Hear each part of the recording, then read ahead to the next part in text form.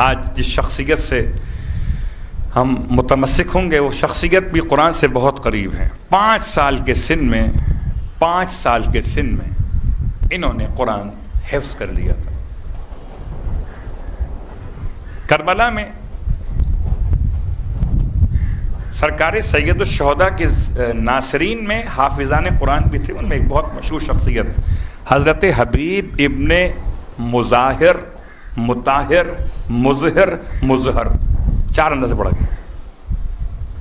حبیب نام کے 2 افراد ہیں کربلا میں، حبیب ابن خباب ہیں اور حبیب ابن مظاہر، کہ جن کے بابا کے نام کے بارے میں تلفظ کا مسئلہ، یہ صحابی رسول حبیب کے والد، حبیب کے بارے میں اختلاف ہے کہ یا صحابی رسول ہیں یا صحابی علی ابن ابی طالب۔ اس میں کوئی شک نہیں کہ صحابی علی تو ہیں، صحابی حسن تو ہیں، صحابی مولا حسین تو ہیں۔ منتخب تریحی نے، علامہ تریحی نے اپنی اس منتخب مقتل میں حضرت حبیب کے بارے میں لکھا کہ اللہ کے حبیب، اللہ کے رسول مدینہ منورہ میں ایک گلی سے گزر رہے تھے۔ اچھا، اللہ کے رسول کا ایک عجیب انداز تھا کہ جب آپ گزرتے تھے تو آپ ایسا نہیں تھا کہ بڑوں کو ہی آپ فوقیت دیتے ہوں، متوجہ ہوتے ہوں اور چھوٹے بچوں کو اگنور کر دیتے ہوں۔ اللہ کے رسول فرماتے ہیں میں 5 کام مرتے دم تک نہیں چھوڑوں گا، ان میں سے ایک کام بچوں کو سلام کرنے میں پہل کرنا۔ تہذیب لکھنؤ کی ہو کہ پاکستان کی تہذیب ہو، بچوں سے کہا جا رہا ہے تم بڑوں کو سلام کرو، سکھانے کے لیے اور ہے اور اصل پیغام ختمی یہ مرتبہ اور ہے۔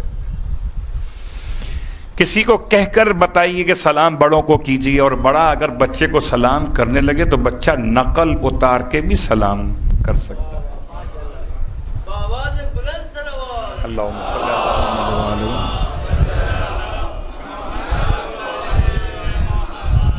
اگر اس میں کوئی نقص ہوتا، اس بات میں کوئی عیب ہوتا تو پیغمبر یزکیہم میں مزکی نفوس انسانیت تھے۔ آپ کو کیا خبر نہ تھی؟ خدا نے پیغمبر کو رکھا قیامت تک کے لیے نا۔ تو آج کے دور کا نبی کون ہے؟ ختمی مرتبہ۔ تو آج کے دور کے لیے پیغمبر کے الفاظ اگر ناکافی ہیں تو کیا مطلب ہے؟ پیغمبر کافی کیسے ہو گئے پھر؟ ہماری سمجھ ناکافی ہو گئی ہے۔ پیغمبر تو کل بھی کافی تھے اور آج بھی کافی ہے۔ یا محمد یا علی، یا علی و یا محمد اکفیانی، پچھلے سال کی مجلس کا جملہ یاد ہے؟ کافی۔ آپ وہاں سے گزر رہے تھے، بچوں کو دیکھا، آپ متوجہ ہو گئے، اور واقعاً بہت احساس ہوتا ہے خدا کی شفقت اور محبت کے جب بچوں کے درمیان آپ جاتے۔ بچے منافق نہیں ہوتے، بچے منافق نہیں ہوتے، سچی بات منہ سے کہہ دیتے ہیں، چاہے آپ کو اچھی لگے یا بری لگے۔ اور جب تک ان کا نامہ اعمال کھلا نہیں ہے تب تک ان کے الفاظ خدا کی بارگاہ میں بشکل دعا اتنے مقبول ہیں کہ آپ کے بعد میں ہیں ان کے پہلے۔ جب کبھی آپ کی کوئی دعا قبول نہ ہو بچوں کو بٹھائیے، اور بٹھانے کے بعد کہا چاہیے میرا موضوع نہیں ہے، کسی اور عالم کا موضوع ہے یہ، بچوں کو بٹھائیے اور پہلے بچوں کو راضی کیجیے، جو مطلب ان کی خواہش ہو، جو شرعاً جائز ہو، ان کے لحاظ سے مناسب ہو، کچھ کھانے کا سامان ہو، کچھ پینے کا سامان ہو، ان کو دیجیے۔ پھر ان سے کہیے چھوٹے چھوٹے ہاتھ اٹھا کے دعا کرتے ہیں آپ کے لیے۔ یہ طریقہ ہے دعا قبول کروانے کا۔ ایک آپ مجھ سے کہتے ہیں کہ دعا کروں میں آپ کے لیے، میرے اعمال اللہ کی بارگاہ میں، پتہ نہیں دعا قبول ہوگی یا نہیں ہوگی۔ بچوں کی دعا تو حبیب کا سن کیا تھا جب رسول خدا سے ملاقات ہوئی؟ بچوں میں تھے۔ لکھتے ہیں آقا تریحی کہ وہ گود میں اٹھا لیا. اگر گود میں اٹھا لیا کا مطلب ہے کہ پھر جناب حبیب کا سن کربلا کے میدان میں کتنا ہونا چاہیے؟ اللہ کے رسول کے ٹھیک 50 سال کے بعد کربلا کا واقعہ پیش آیا. 11ویں برس میں آپ نے فرمائی رحلت اور ٹھیک 50 سال کے بعد 61 ہجری میں کربلا پیش آئی. تو اگر کوئی بچہ 11 ہجری میں یا اس سے پہلے 2 سال کا ہو، 4 سال کا ہو، تو اٹ مینس کہ وہ 54 سال کا کربلا میں ہو، 55 سال کربلا میں ہو. لیکن مشکل یہ آئی اس روایت میں کہ جناب حبیب کی عمر مبارک ہے 75 برس. صلوات پڑھے محمد والے.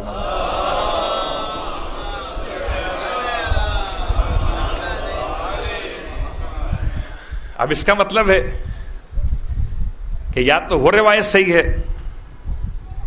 کہ گود میں اٹھا لیا، یا یہ روایت صحیح کہ 75 برس کے تھے کربلا میں. اگر 75 برس کے کربلا میں تھے، اس کا مطلب 15 سال یا 14 سال کے تھے اس وقت جب پیغمبر سے ملاقات کی. تو ہو سکتا ہے کہ آپ نے اظہار محبت فرمایا ہو، سینے سے لگایا ہو، حبیب کی پیشانی کو، حبیب کے چہرے کو چوما ہو. گود میں اٹھانے والی بات یہاں مناسب نہیں لگ رہی اگر ہم یہ مانتے ہیں کہ 75 سال حبیب کی عمر مبارک تھی. ٹھیک، لیکن اس میں کوئی شک نہیں کہ جب لوگوں نے پوچھا کہ یا رسول اللہ اس بچے میں خاص بات کیا اس زبان میں، فرمایا میں نے اس کو دیکھا ہے، یہ میرے حسین کے ساتھ ساتھ سائے کی طرح چلتا ہے، اور جہاں اس کو موقع ملتا ہے یہ حسین کے قدموں کے نیچے کی مٹی اٹھاتا جاتا ہے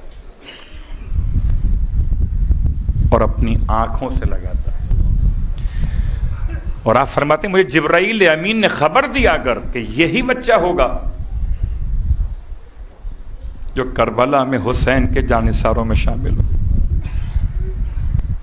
یہ کون ہے؟ حبیب. حبیب کے بارے میں تاریخ کی چند باتوں کے بیان کے ساتھ اب آئیے. حبیب کوفے میں بہت مشہور شخصیت تھے، سرکردہ اور بڑے لوگوں میں شامل تھے. بعض روایات کہتی کہ 70 افراد کو امان نامہ دیا گیا تھا کہ 70 افراد اگر کربلا میں کہیں ہوں بھی تو ان کو امان نامہ حاصل ہے اگر یہ امان نامہ قبول کر لیں. ان 70 افراد میں حبیب شامل تھے. مگر آپ سمجھ سکتے ہیں کہ حبیب کا نام شامل کی کیوں نہ ہو، مگر حبیب کو حسین سے محبت ہے، جان سے محبت نہیں. اور جس کو حسین سے محبت ہو اسے جان سے محبت نہیں رہتی. پھر ہماری جان قربان، اگر ہم جیسے لوگ اتنی بڑی بات کر جائیں تو حبیب کا مقام کیا تھا. تو حبیب کوفے میں تھے. آج محرم کی 2 تاریخ ہے نا، اور آج امام کا کاروان اس منزل پر پہنچ گیا جو منزل نہیں مقتل گاہ حسین ہے. اور جب خیام کے نصب کیے جانے کا مسئلہ ہے، پوری تاریخ آپ کے علم میں، نام پوچھا، زمین کا نام کیا؟ نینوا ہے، شط فرات ہے، کا اور نام بتاؤ کا کربلا ہے. یہ ساری باتیں اپنے مقام پر. لیکن جیسے ہی خیمے نصب کیے گئے زمین خریدنے کے بعد، جناب زینب کبریٰ بہت گھبرا رہی ہیں. ایک مرتبہ اپنے ماجائے کو بلوایا اور بلوانے کے بعد کہتی ہیں کہ بھیا کیا یہاں رہنے کا ارادہ کر لیا ہے؟ کیا یہاں قیام کا ارادہ کر لیا؟ فرمایا بہن اس میں کیا حرج ہے اگر ہم یہاں قیام کر لیں تو؟ کہ بھیا کہیں اور چلتے ہیں یہاں سے. کہ بہن کیوں ایسا کہتی ہیں؟ کہ بھیا مجھے اس زمین کی مٹی سے آپ کے خون کی خوشبو آ رہی ہے. ہائے حسین، زمین کربلا پر امام پہنچ گئے اور امام نے اپنے تمام تر چاہنے والوں کے درمیان یہ بات پھر کھول کے بیان کر دی کہ ہاں ہونا یہیں تو ہوگا، ہمارے جوانوں کو ذبح کیا جائے گا، یہیں پر ہمارے خیموں میں آگ لگائی جائے گی اور یہیں پر ہماری بیویوں کے سروں سے چادریں لوٹی جائیں گی۔ تمام مصائب کا اشارہ امام نے چند جملوں میں کر دیا تھا۔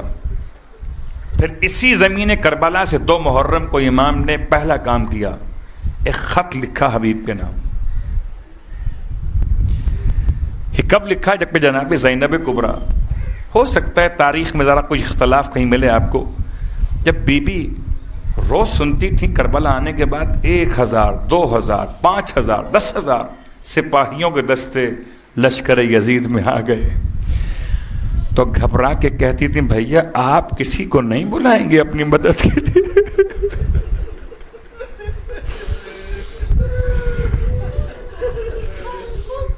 اتنی محبت تھی جتنی کسی ماں کو اپنے بیٹے سے ہوتی،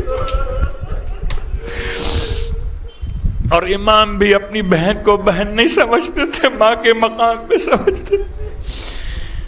فرماتی ہیں بھیا آپ کسی کو نہیں بلائیں گے اپنی نصرت کے لیے؟ امام نے خط لکھا ہے کربلا سے حبیب کے نام، سلام لکھا، حبیب کے نام پیغام لکھا، سلام اس مرد فقیہ کے نام جو مظاہر کا بیٹا حبیب ہے، اس کی طرف سے جو فاطمہ زہرا کا بیٹا حسین ہے، حبیب ہم کربلا پہنچ گئے، حبیب جلد پہنچو، کہیں دیر نہ ہو جائے تو ملاقات پھر قیامت میں ہوگی۔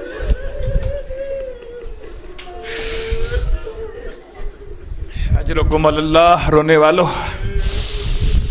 حبیب کے پاس امام کا خط پہنچا ہے، عجیب وقت تھا، حبیب گھر میں تھے، کوفے کے حالات اتنے زیادہ خوفناک اور ہولناک ہیں کہ بڑا مشکل تھا حبیب کے لیے باہر نکلنا۔ قاصد نے دق الباب کیا، حبیب دروازے پر آئے، پوچھا کون ہے؟ کہا انا برید الحسین، اپنا نام نہیں بتایا، کہتا میں حسین کا قاصد آیا ہوں، بس یہ سننا تھا۔ ابھی نے دروازہ کھول دیا، امام کے بھیجے ہوئے خط کو لیا، نامے کو ہاتھ میں لیا، کبھی آنکھوں سے لگاتے تھے کبھی چومتے۔ ہائے حسین، کوئی کیا چومے گا کسی ایسے خط کو جو شہادت کا عنوان بن رہا ہو، ہمارا سلام و حبیب پر، روتے ہوئے۔ بعض مقاتل میں ہے کہ حبیب نے اپنے تاثرات جذبات کو پوشیدہ کر لیا کہ آپ کو بھی نہیں معلوم تھا کہ آپ کے گھر میں ہو سکتا ہے کوئی خفیہ کوئی خبر پہنچانے والا حکومت کا کوئی فرد نہ پہنچا ہوا ہو۔ بڑی احتیاط سے کام لیا، حتیٰ کہ اپنی شریک حیات پر بھی آپ نے اپنے کسی ارادے کو ظاہر نہیں کیا۔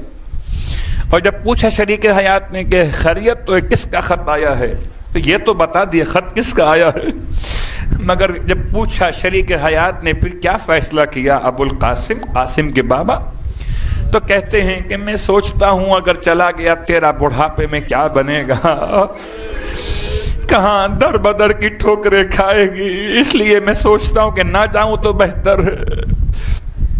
خاتون پریشان ہو گئی، پھر حبیب سے پوچھا آپ کا ارادہ کیا ہے، بتائیے ذرا کھل کے بتائیے۔ پھر فرماتے ہیں کہ بوڑھا ہو گیا ہوں، مجھ سے تلوار کہاں چلے گی، 75 سال کا بوڑھا ہوں، مجھ سے تلوار کہاں چلے گی، لہذا میں کیسے جا سکتا ہوں۔ لیکن جب اس خاتون نے حبیب کے زبان سے راز نہ سمجھا کہ کیا کہنا چاہتے ہیں، تو ایک مرتبہ اپنے ایمان کا اظہار کیا، کہتی ہیں حذیفہ شریک حیات حبیب، اچھا یہ چادر لے لو، تم گھر میں بیٹھ جاؤ، مجھے اپنی تلوار دو کہ میں زہرا کے لال کی نصرت کے لیے اس طرح چلی جاؤں کہ امام کے کام آ سکوں. اللہ اکبر. حبیب نے امتحان میں جب آزما لیا رونے لگے. ایک کنیز خدا پہ تجھے آزما رہا کہ تو کتنا مخلص ہے امام کے ساتھ. بھلا حسین بلائے اور حبیب نہ جائے. قیامت تو آ سکتی ہے مگر یہ ممکن نہیں ہے. اجرکم اللہ، اجرکم اللہ. حبیب آمادہ ہوئے، بڑے مشکل حالات میں ہیں. مسلم ابن اور سجا سے بھی ملاقات کی ہے، کس طرح نکلنا ہے، کیسے پہنچنا ہے.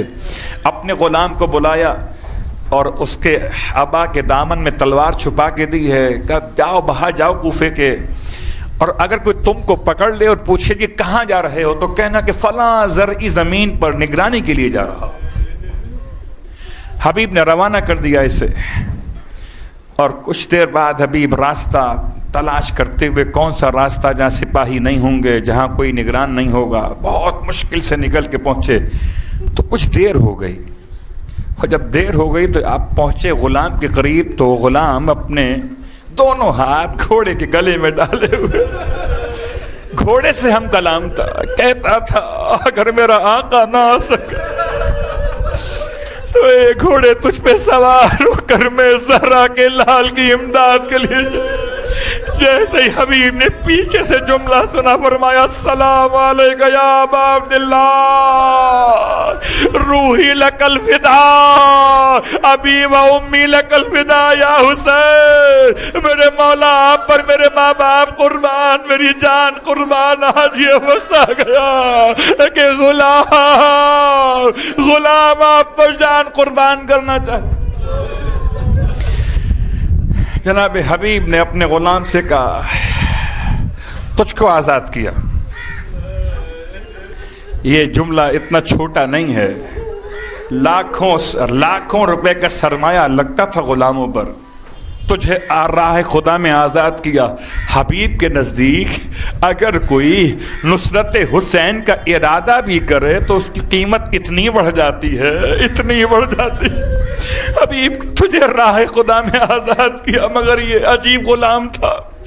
جیسے ہی آزاد ہوا رونے لگا، کہتا حبیب سے آقا جب تک دنیا میں رہے مجھے ساتھ رکھا، جب جانب فردوس چلے مجھے چھوڑ دیا، مجھے ساتھ لے کے چلے، شاید میں بھی کسی کام آ جاؤں. حبیب نے بڑی دعائیں دی ہیں، اپنے غلام کو ساتھ لیا. اجرکم اللہ. رونے والو، حبیب اپنے غلام کو لے کر آئے ہیں کربلا کی طرف. کوفے سے کربلا کا فاصلہ اتنا نہیں ہے، آپ جانتے. اور جب پہنچے کربلا تو محرم کی غالباً 7 تاریخ تھی یا 6 تاریخ تھی. جب پہنچے کربلا میں، اور جیسے ہی حبیب پہنچے کربلا میں، امام کے اصحاب میں خوشی کی لہر دوڑ گئی. سارے اصحاب تکبیر کہتے ہوئے اللہ اکبر اللہ اکبر مرحمن بے ابو القاسم. آؤ قاسم کے بابا، آؤ حبیب آؤ. سب کے سب اصحاب جمع ہو گئے. جیسے ہی تکبیرات کی آوازیں زینب کے خیمے تک گئیں، اماں فضہ کو بلوایا. اماں یہ شور تکبیر کیوں بلند ہوا؟ خیریت تو ہے؟ کیا خبر آئی ہے؟ فضہ باہر آئی ہیں، ماحول کو دیکھ کے پلٹ کے واپس گئی. کہتے شہزادی بھائی کی امداد کے لیے حبیب آ گئے. حبیب کا نام سنا، فرمایا اماں جلدی سے جائیے، اماں سارے کام چھوڑ دیجئے، پہلے جائیے، جا کر حبیب کو کہیے کہ زہرا کی بیٹیاں سلام کہہ رہی ہے. حبیب تمہارا بڑا شکریہ، ہم غریبوں کی امداد کی.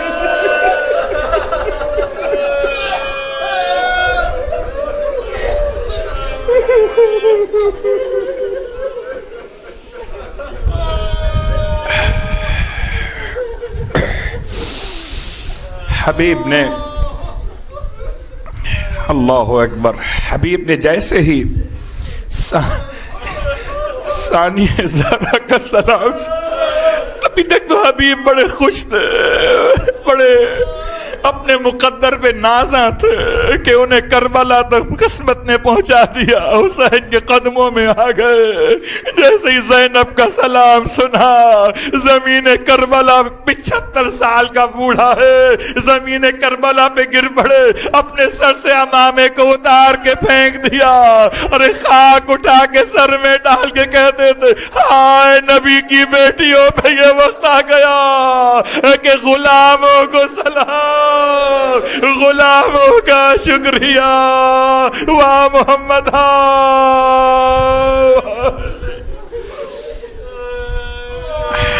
اللہ ولعنۃ اللہ علی القوم الظالمین وسیعلم الذین ظلموا ای منقلب ینقلبون. پروردگار واسطہ جناب حبیب ابن مظاہر کا ہم سب کو کربلا معلیٰ کی زیارات سے بھی مشرف فرما. باغلا واسطہ محمد و آل محمد کا پروردگار جو کربلا نہیں جا سک رہے ہیں, حبیب نے ان کے لیے پیغام رکھا ہے نا.